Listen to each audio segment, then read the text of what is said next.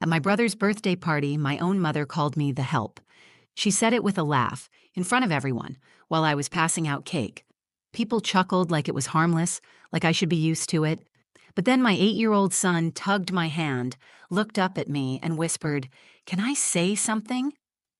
Before I could stop him, he climbed onto a chair, held up a folded note, and started reading. The room fell silent. Nobody laughed after that. I never expected much from my family. Not praise, not affection, not even kindness. Just the bare minimum. A seat at the table, a moment of acknowledgement, maybe a little space to be myself. But even that seemed like too much to ask most days. My name is Lena Hartley. I'm 35, a single mom, and I've been raising my son, Micah, on my own since he was 2. Life isn't glamorous. We don't have a backyard or granite countertops, but I've managed to build something solid. I work 2 jobs. I stretch paychecks. I put everything I have into making sure Micah feels seen, safe, and loved. It's a quiet kind of life, and honestly, I like it that way. But then the invitation came. My older brother, Grayson, was throwing a birthday dinner at our parents' house, or rather, my mother was throwing it for him. A sit-down meal catered. "Just family and a few close friends," she said on the phone. She made it sound casual, but I knew better. Nothing my mother, Dolores Hartley, ever does is casual. She's the type who irons pillowcases and keeps a standing hair appointment like it's a court summons. She's always had a vision of how her family should look. Polished, proper, a little performative. And Grayson? He fits that image like a glove. Tall, charming, successful. He's a real estate agent with a white smile and a lake house. The golden boy. The one who made her proud. Then there's me. Growing up, I was the one cleaning up the kitchen while he got praised for microwaving popcorn. I was the responsible one, the quiet one, the one who didn't need much. But I did. I just stopped asking. Over time, I learned my place in that house. Not the favorite, not even close. Still, when Micah saw the invitation on the fridge and asked, "Are we going to Uncle Grayson's party?"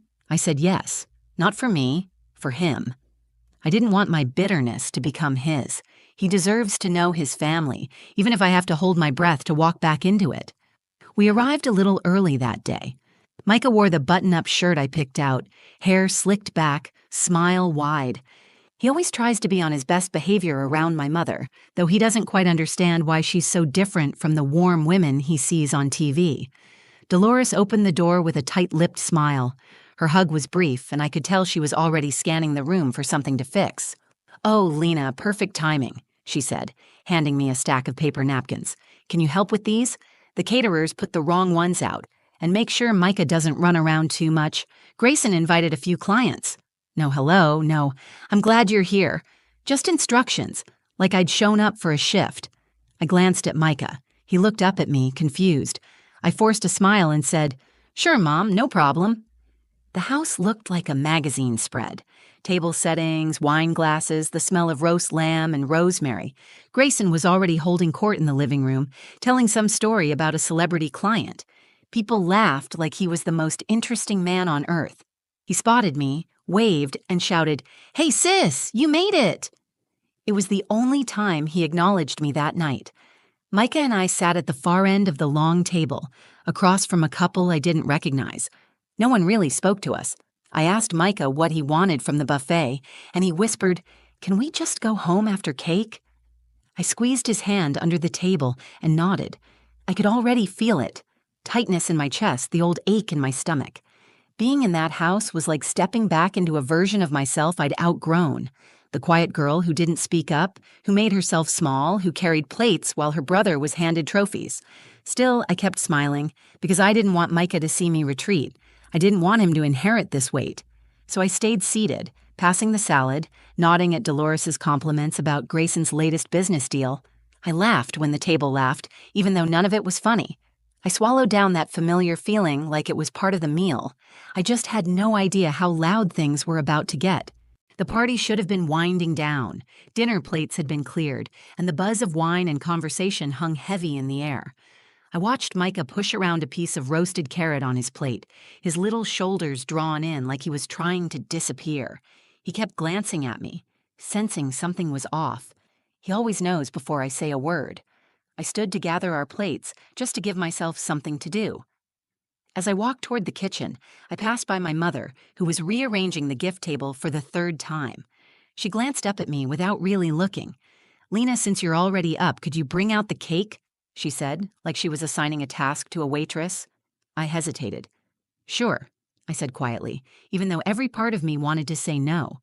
But the kitchen felt safer than the spotlight, and saying no always seemed to escalate things. So I disappeared behind the swinging door, took a deep breath, and grabbed the cake from the fridge. A three-tiered monstrosity covered in blue and silver fondant, with Grayson's name piped across the top like he was being knighted. I lit the candles, carried it out carefully. People applauded as I entered the dining room like I was part of the act.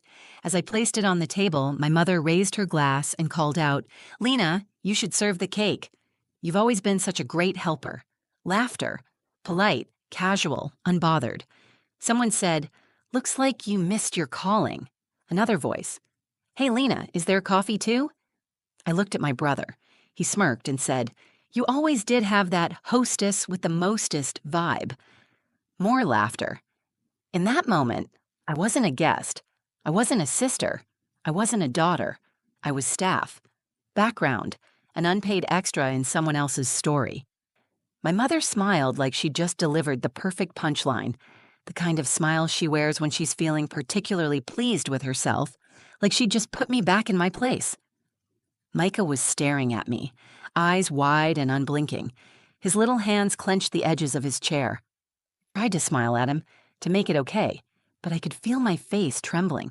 I picked up the knife, started slicing the cake, plate after plate. Chocolate. Vanilla, more chocolate.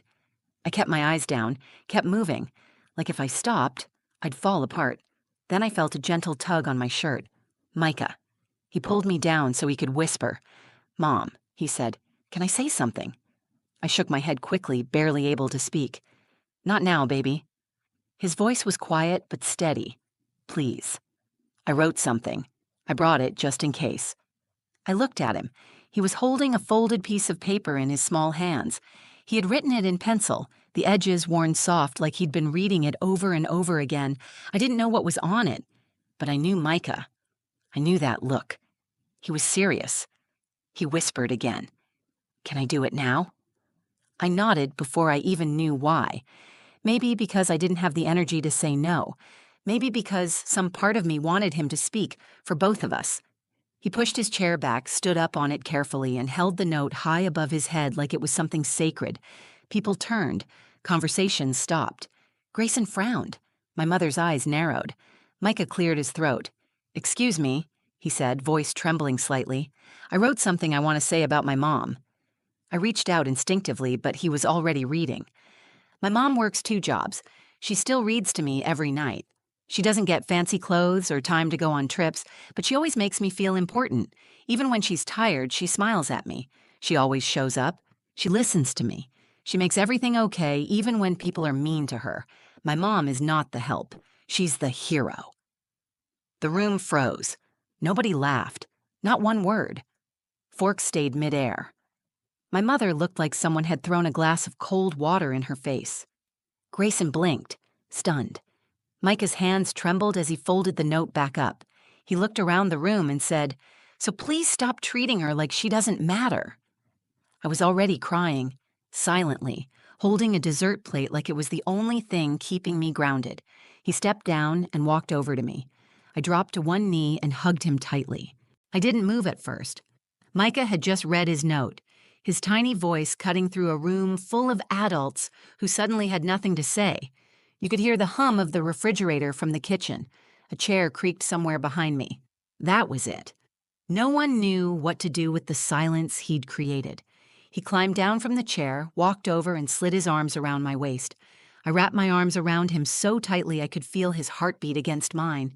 I wanted to disappear into that hug, stay there forever.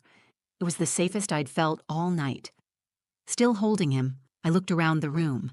My brother sat with his mouth slightly open, like he was about to speak but couldn't find the words. His wife, Lexi, looked deeply uncomfortable, eyes darting between her plate and her lap. A A few guests I didn't even know looked away, pretending to fix their silverware or sip wine that had long gone warm. Someone cleared their throat and it sounded too loud. My mother was the only one who held eye contact. Dolores Hartley, still seated at the head of the table, arms folded, her lips pressed so tightly they had turned white. Her expression was unreadable, but I recognized the flicker behind her eyes. Embarrassment, maybe even shame. But if I knew her, and I did, it was quickly being replaced by anger. Not at herself, for being cruel, but at me, for letting this happen, for allowing the silence to break, for giving Micah the space to speak. I could feel her judgment like a spotlight. That's when the decision started to form in me. Not a loud, angry decision, not even one I fully understood in the moment. It wasn't about revenge. It wasn't about proving anything to anyone. It was simply this. I wasn't going to stand there and take it anymore. Not in front of my son, not in front of myself. I stood up slowly, holding Micah's hand. "Thank you," I whispered to him. Then I looked straight at my mother. My voice didn't shake this time. "I came here because I thought maybe things would be different, because I thought maybe my son deserved to know his family. But I won't let him think this is what family means." Dolores opened her mouth, but I didn't let her speak. "You've been treating me like I'm background noise for as long as I can remember, but I'm not invisible. I'm not your helper. I'm not something to be managed, and I'm definitely not going to let you teach my son that this is how you treat people you're supposed to love." She scoffed. "Lena, it was a joke. You're being dramatic." Micah stepped closer to me and said clearly, "It wasn't funny." That shut her up. Grayson finally stood up and tried to play peacekeeper. "Come on, Lena, let's not make this a thing. It's my birthday. Let's just—" I looked at him. "Exactly, it's your birthday. And you watched Mom humiliate me. Again, you laughed. Again.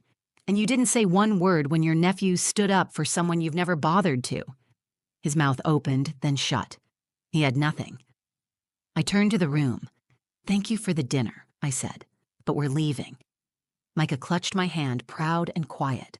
I could feel his energy, calm, confident, like he knew he had done something important.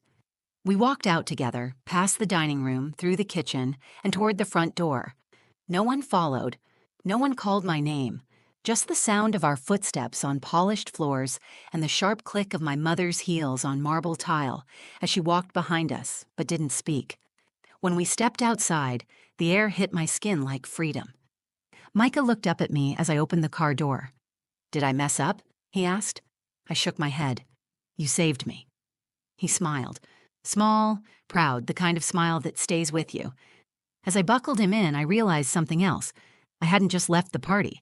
I had walked away from an old version of myself, the one who tolerated silence, the one who accepted crumbs and called it a meal. That girl was gone, and she wasn't coming back. The ride home was quiet, but not in a heavy way. Micah stared out the window, his reflection flickering in the glass. Streetlights slid across his face like slow-moving stars, and I just watched him, one hand on the wheel, the other resting on my lap, still tingling from where he had held it. I couldn't stop replaying his words in my head. She's not the help. She's the hero.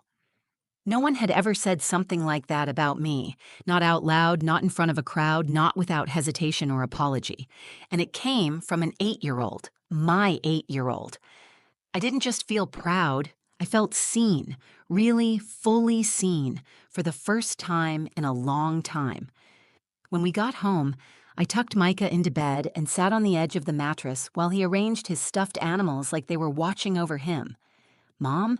he asked, softly. "Are you mad at Grandma?" I thought about that. "I'm tired of being hurt by her," I said. "And I'm proud of you. You were brave tonight." He nodded once. "I didn't want them to keep making you feel small." My throat tightened. I leaned down and kissed his forehead. "You reminded me I'm not small," I said. "Not even a little." After he fell asleep, I walked into the living room and sat down with a blanket and a cup of tea, still in my dress shoes, my hair falling out of its bun. I unfolded the note he'd read at the table. He had slipped it into my purse without saying a word. The pencil marks were faint, like he'd erased and rewritten parts over and over. The last line caught me in the chest again. Please stop treating her like she doesn't matter. There was no anger in his voice when he read it. No spite, just truth. And truth, spoken with love, is the most powerful kind of protest. I didn't cry when he read it at the table, but I cried then, quietly, in the stillness of our small living room, surrounded by hand-me-down furniture and framed pictures Micah had drawn in school. I cried because the little girl inside me, the one who never fought back, finally felt like she didn't have to. The next morning, I woke up to a string of unread texts. The first was from my mother. "We need to talk, call me." That was it. No apology, no acknowledgement, just the same clipped voice she always used when she wanted to move past something without addressing it. I didn't respond. Grayson had texted too. "Micah's got guts. Honestly, didn't know what to say. Hope you're good." I stared at that message for a long time. It was the closest thing to self-awareness I'd ever seen from him. But it still didn't feel like enough. Because here's what I realized. For years, I had hoped that if I just kept showing up, kept being helpful, kept making things easier for everyone else, they would eventually love me for who I was. That maybe one day I'd be enough to earn a seat at the table, not as an afterthought, not as the help, but as someone who mattered. That day never came, until Micah stood on that chair. In a room full of adults, he was the only one brave enough to say the truth out loud, and somehow, in doing that, he didn't just defend me, he healed something in me. He reminded me that my worth doesn't depend on how many people clap for me at dinner. It doesn't live in my mother's approval or my brother's attention. My worth is in the way I love, the way I show up, the way I keep going, even when I'm tired, even when I'm overlooked. Micah saw that, and he made sure everyone else did too. I haven't called my mother back yet. Maybe I will, maybe I won't.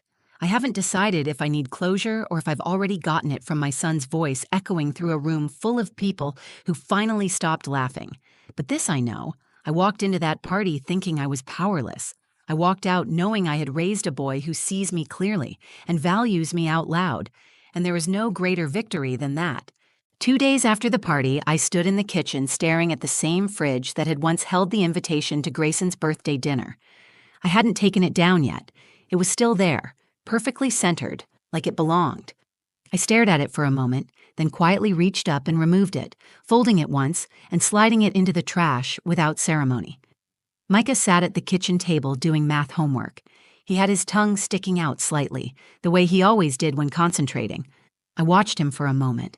This small boy who had changed something so big with just a piece of paper and a few brave words. He looked up and smiled. That smile reminded me why I could never go back to the way things were. Later that evening, I opened my journal and slipped the note he'd read at the party between the pages. I didn't want it to sit crumpled in a drawer or lost under papers. It deserved its place. That note wasn't just a defense of me. It was a declaration of the life I had built, quietly and without applause, but with so much heart. In the days that followed, more messages came in. One of Grayson's friends, a woman named Meredith, sent me a Facebook message. We'd never spoken more than a polite hello before. I just wanted to say, "Your son is amazing." That moment really hit me. I saw a little bit of myself in what he said. "Thank you for raising a boy who speaks truth with kindness." I stared at that message for a long time. It meant more than she probably knew. Then came another text, from my father.